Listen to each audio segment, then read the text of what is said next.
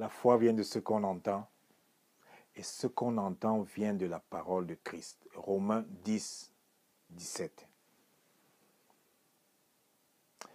J'étais à l'église l'autre jour, et après le service, l'homme de Dieu a dit, « Allez en paix et glorifiez Dieu par votre vie. »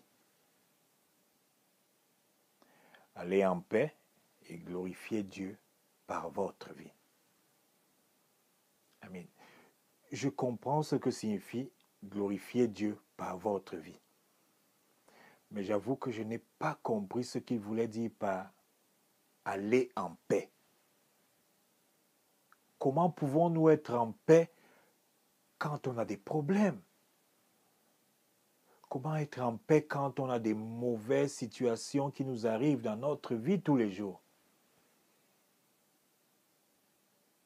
Oui, s'il y a un mot qui n'est pas facile à comprendre dans la Bible, c'est bien le mot paix.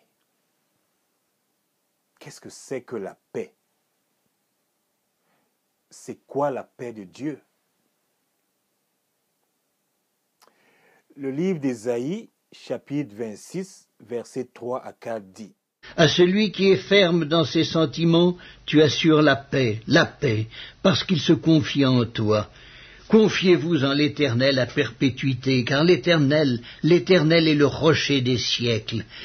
À celui qui est ferme dans ses positions, tu assures la paix.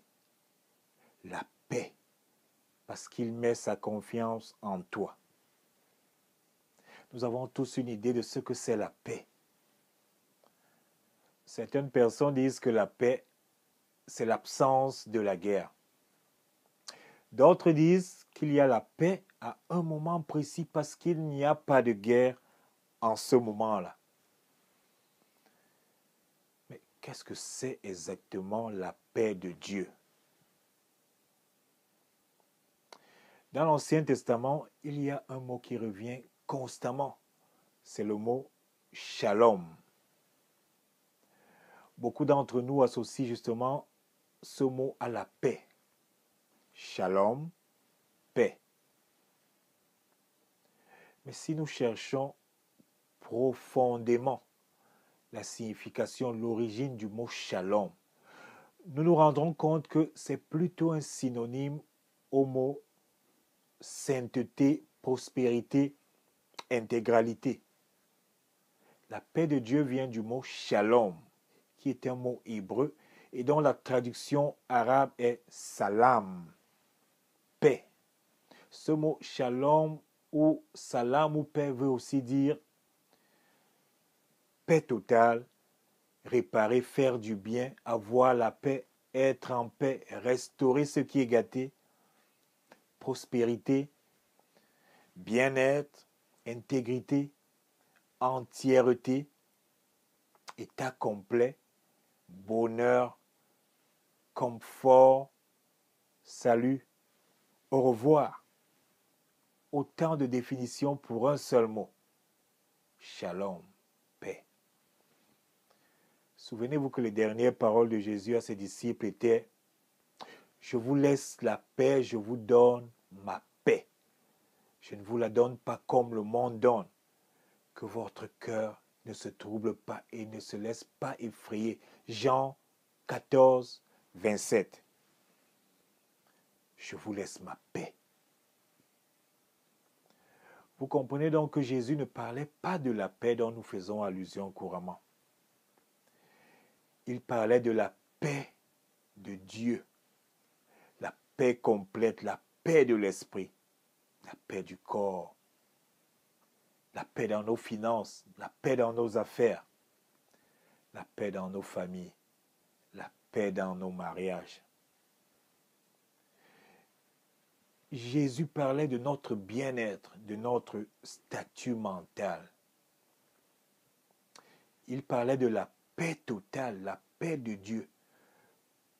Pas juste la paix qui signifie absence de guerre.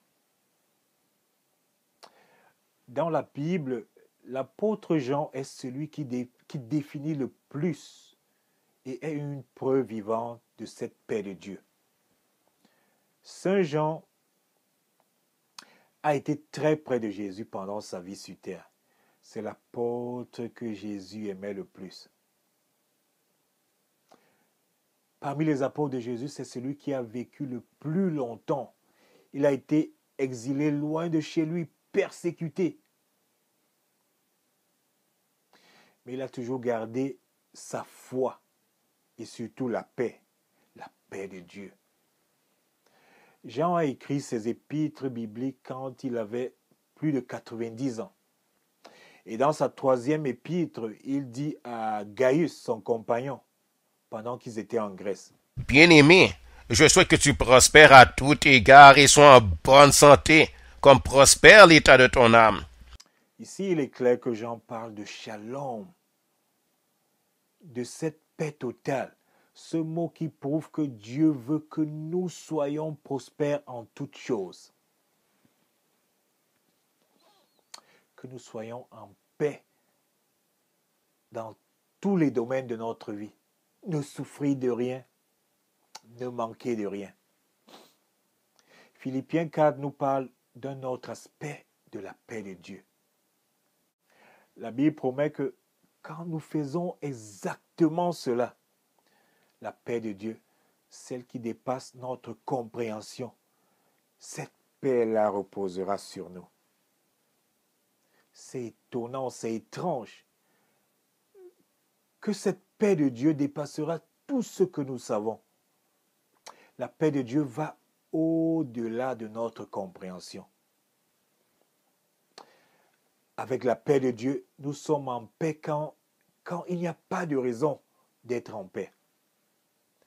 Avec la paix de Dieu, nous sommes en paix même au milieu d'une tempête.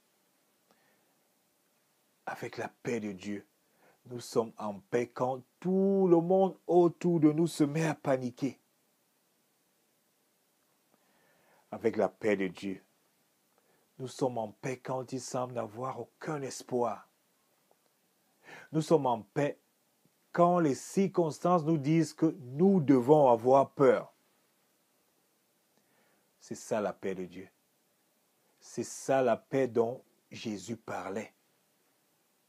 Je vous laisse ma paix. Je vous donne ma paix. Et nous pouvons avoir cette paix seulement quand nous faisons connaître nos besoins à Dieu par des prières.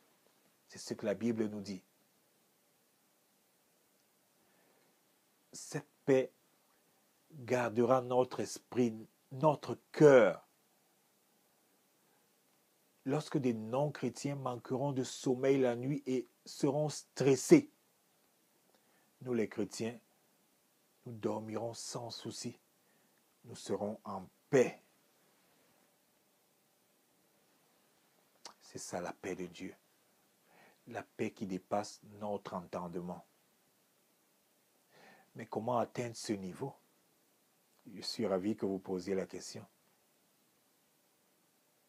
En faisant tout simplement ce que la Bible nous demande de faire. Faites connaître à Dieu vos besoins.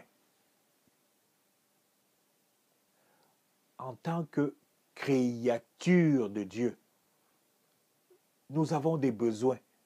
Alors, présentons ces besoins à Dieu. C'est notre créateur. Mais présentons ces besoins à Dieu en passant par Jésus-Christ. Et alors là, sa paix reposera sur nous. Cette même paix gardera nos esprits, nos cœurs. Et nous pourrons vivre ce shalom. Mes frères et sœurs, je vous encourage à aller à l'église. Écoutez les conseils de votre prêtre, de votre pasteur. Payez la dîme. Cette action permet de propager l'évangile de Jésus-Christ. Et avant que vous n'obteniez cette paix, ce shalom, je sais que l'ennemi va tenter de vous décourager. N'oubliez pas ce que 2 Corinthiens 5:7 dit. Marchez par la foi et non par la vue.